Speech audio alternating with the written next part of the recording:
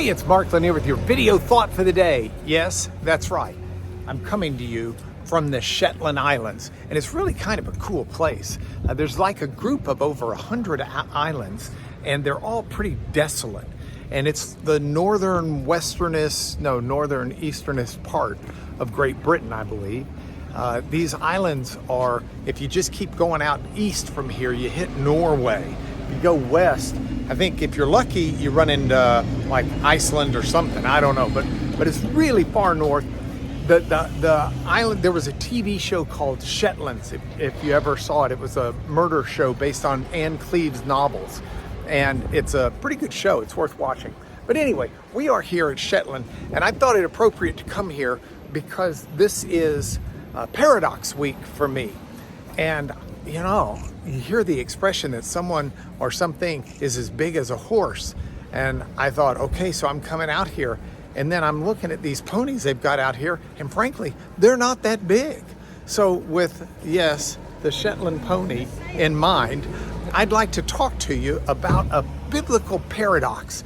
Now, the biblical paradox I'm talking about today is Mark chapter 9, verse 35. This comes within the context of Jesus walking with his disciples and hearing his disciples talking in the background.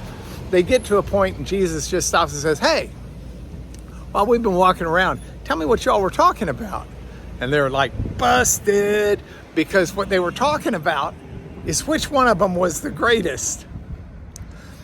And that doesn't feed well with Jesus. And so Jesus says to him in verse 35 of chapter 9, look, if any of you want to be number one, if you want to be first, the answer is going to be last of all, to be the servant to everyone. He explains what he means by last of all. If you want to be the hot shot, if you want to be the big person, you got to be the person who's out there serving other people. That's a paradox, yes, but it's a very important one.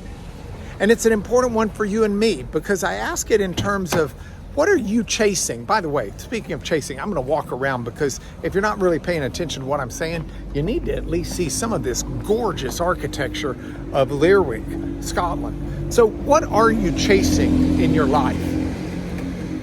If you're chasing things that are lifting you up, if you're chasing that relationship that's important to you, if you're chasing that economic situation important to you, if you're chasing that publicity or fame important to you, we need to really heed what Jesus had to say here.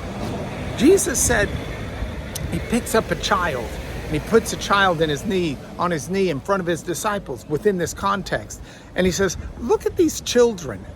Try to work on their heart being who they are. Very few children are young and aggressively seeking out the world. They're looking to fit in. They're looking to be part of something bigger than them. They're looking to enjoy their life. They're looking to play. They're not sweating tomorrow the way most people do. And so within the framework of that, we have this paradox. If you want to be first, if you want those things in life, if you want what you're chasing, you need to be the one who's actually doing the serving and who's doing the giving.